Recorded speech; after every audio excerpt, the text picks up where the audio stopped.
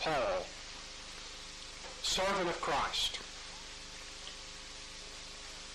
an apostle called to be, set apart for the gospel of God. That's who Paul said he was. Servant of Christ, called to be an apostle, set apart for the gospel. But who are you? What kind of person are you? Just who are you? You know, what are you like?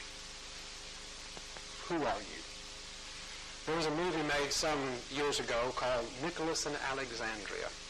I remember seeing it. It was a good movie. It was a story of Tsar Nicholas II of Russia at the time of the Russian Revolution. He was on the throne. And when the communists took over Russia, just swept over the country, murder was common. Nicholas abdicated, hoping to save himself and his family. But he was arrested by the communist thugs, and he and his wife, only son, and 4 daughters were shifted from place to place in Russia, from house to house, as they were under house arrest, while they decided what with them. And finally, after being shifted around for months, in the middle of July 1918, in a small town in Russia, the family was taken into the basement of a house. And 2 men with machine guns walked into the basement and murdered Nicholas and his entire family. Well, some years after that, a woman appeared in Paris, and she said her name was Anastasia. And she was one of the daughters of Nicholas, the only one to escape the day the rest of the family was killed. Some people said she was Nicholas's daughter. Some said she wasn't. She had no proof. Some people were glad to see a member of the royal family still alive and hoped one day they'd be restored to the throne again. Some other people said she wants the fortune that they had stashed away in Swiss banks.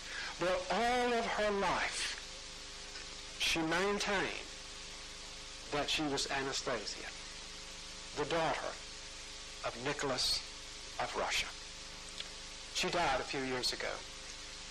And then when Russia was, what we discovered was that Nicholas and his entire family, his wife, his son, and all of his 4 daughters, perished in that basement that day.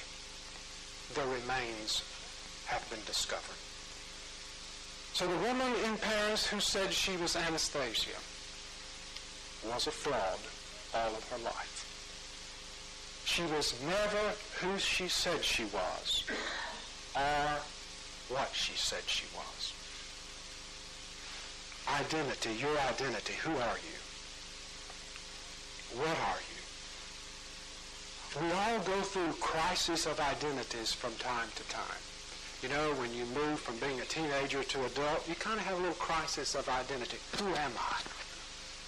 And sometimes when you get married, you go through those same questions. Who am I? You know, what am I doing? You know, where did I come from? We lose loved ones. We go through those same crises. We lose a job. We retire. All kinds of things happen in our lives that cause us to say, you know, who am I? What am I? Where am I? Where did I come from?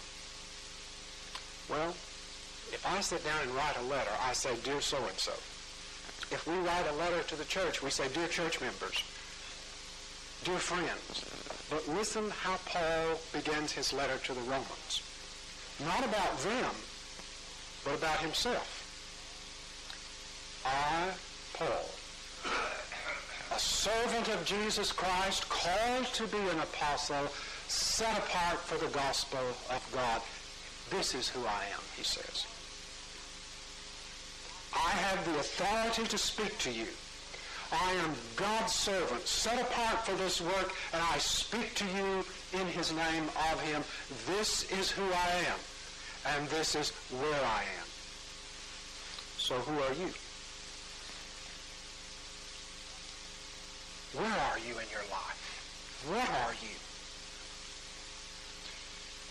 All of us come to terms and to grips with who we are, what we are. There's a Methodist preacher whose name is John Fellers. He was in the Texas Conference for years, and then he transferred to the Louisiana Conference. And now he is pastor of First Methodist Church in Alexandria, Louisiana. And recently he said a man came by and introduced himself, and his name was Fellers also. And there aren't very many of them, so they decided they had to be kin. And so the man that met John Fellers, who's a Methodist preacher, said, "Do you know anything about our family tree?" And John said, "No, I don't know. I know any time I've ever met a Fellers, he was a relative because there aren't that many of us." And so he dropped off and gave him something about the family tree, and he said he found it really interesting. He said the word Fellers was a German name, meant keeper of the furs. And then he got to digging around, and he found out in the rest of the family tree there were some names that meant clear stream. And then he looked some more and found other members of the family whose names meant growers of grain. And then he figured it all out, and they put it together. The first members of the family were fur trappers who lived by a clear stream and who married into a family of farmers. That was his background. That was where he came from. I was an adopted child, and my adopted parents must have done a good job because I never remember being told I was adopted. The very first memory and recollection I have, I knew that. So they did a real good job. It was never a surprise. But you know, you reach that point in your life, everybody does, where you start asking those questions. You know, who am I? Where did I come from? What is my origins? And that's very difficult to find out when you've been adopted. You know, we tried when I was young and not long married. We did some searching, and we found out a few little things that took you down a certain road, and then you reach the end of the road. But my kids come along, and they reach a certain age just recently for some reason that they want to say, "Hey, who are you? Dad, where'd you come from?" You know, what's the background? The doctor says to us, "What's your health background?" Well, we don't know. We know what Mom's family had, but we don't know what yours had or what they were. So we start looking again. Well, you just can't find things like that. It's very difficult. Records are sealed, and you can't get into them, even when they're as old as I am and as old as mine are. But we got a de-identified record, and it had all the names and